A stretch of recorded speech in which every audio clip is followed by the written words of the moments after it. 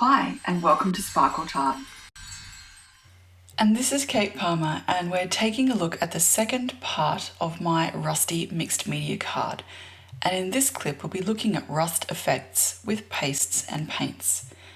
Now in the first clip I showed you how to make a really lovely textured mixed media background, and I used that to create a card. We're going to be using that background and that card as the base for this final layer of the project. So if you'd like to have a look, here's a link to the clip. We need to start by building an interesting collage on our background card. If you don't have what you need, you can always cut it out and make it.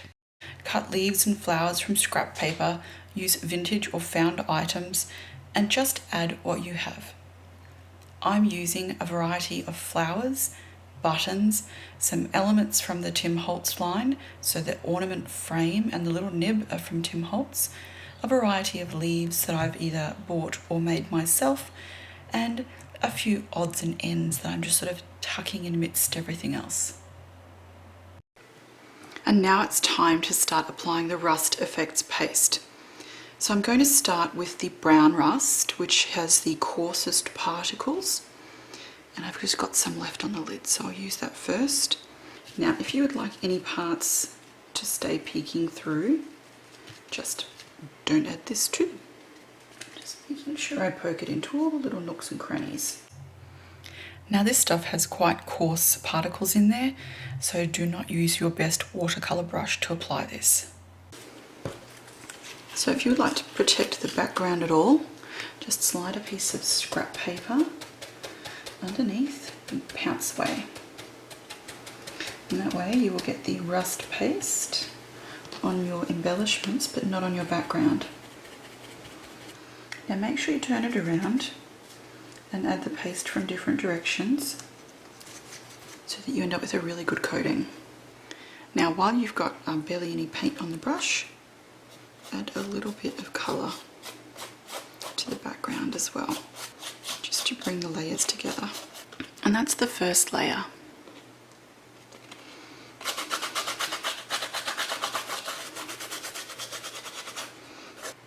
Now when you start adding the second colour, just do it really sparingly. The red rust can take over really quickly if you go a little too heavy with the colour. Now all of the layers from here are about adding interest and building up that rusty effect and colour. You can just add the brown rust and the red rust if you so choose for your rusty effect. But I love the patina rust look, so I'm going to need to add a few more layers to build up that colour. And again, like before, scrape the dry brush over the background.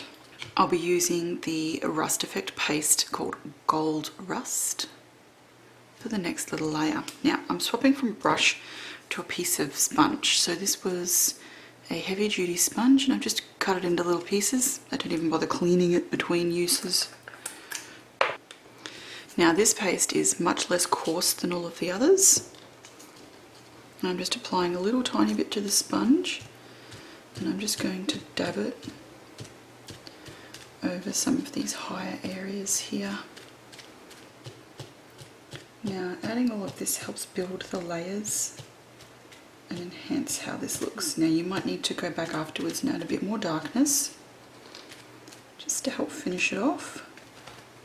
But it's all of these layers of colour that give you the most beautiful finish to your piece. Now just like before, I'm just going to add a tiny little bit to the edges. Now what I usually find interesting about rust is all of the colours that are in it. So I'm going to use my Alchemy paints, and I've got a light patina metallic, rich turquoise metallic and gold rush metallic. And I'm just going to add a little of these colours into the surface here.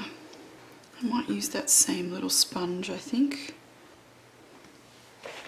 Now what I've just done on the side there was just sort of squash that and mix it together. And the blue and the yellow are of course making a really pretty green. Unintentional, but thoroughly welcomed and completely gorgeous. Okay, I'm going to swap to the light patina. And each time I add a new colour, I add just a little bit less than I did the time before, just so it doesn't become too brightly coloured. Next, I'm going to add the Gold Rush. Now, instead of using a brush or a sponge for this, I'm applying it with my finger, just a little bit, for just a little bit of sparkle and shine. I've decided to add some Carbon Black Liquitex ink. The background just wasn't looking rich enough for this card.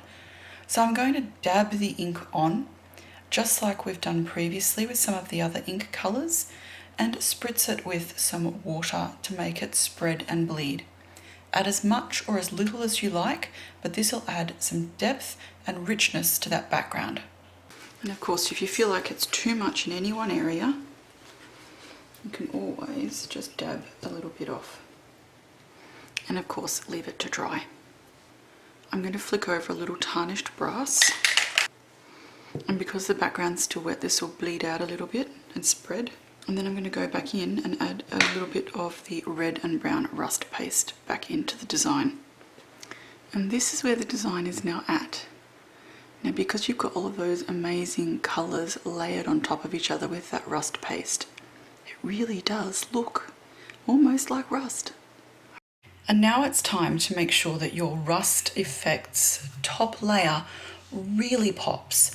At the moment, it looks gorgeous, but it doesn't really leap off the page. So I'm going to add a few extra elements to make sure it's the star. And to do this, I need to create some form of separation between the top and the bottom layers. Now, to do this, I'm adding the light patina onto my background. Now, this is not quite dry, it's a little bit damp. And what I'm doing is sort of dabbing and painting it on in a halo around the embellishments, and then spritzing with water to make that colour run and bleed.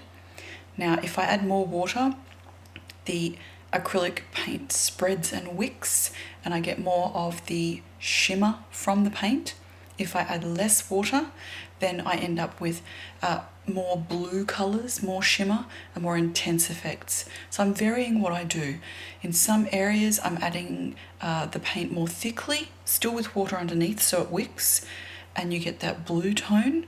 In other areas, especially towards the outside of the card, and towards the edges of the card, I'm adding more water, so you get more of just the shimmer look, so that it almost has a halo around my embellishments, which separates the background and the foreground elements.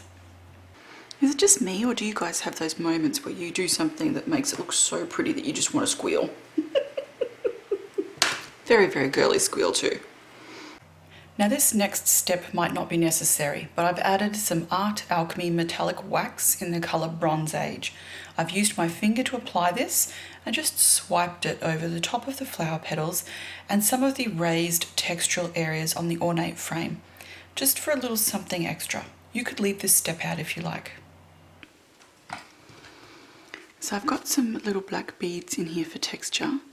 But now what I'm going to do is add some of that lovely light patina metallic paint over the top, because that's going to show up a different colour on these little black beads than it does on the background.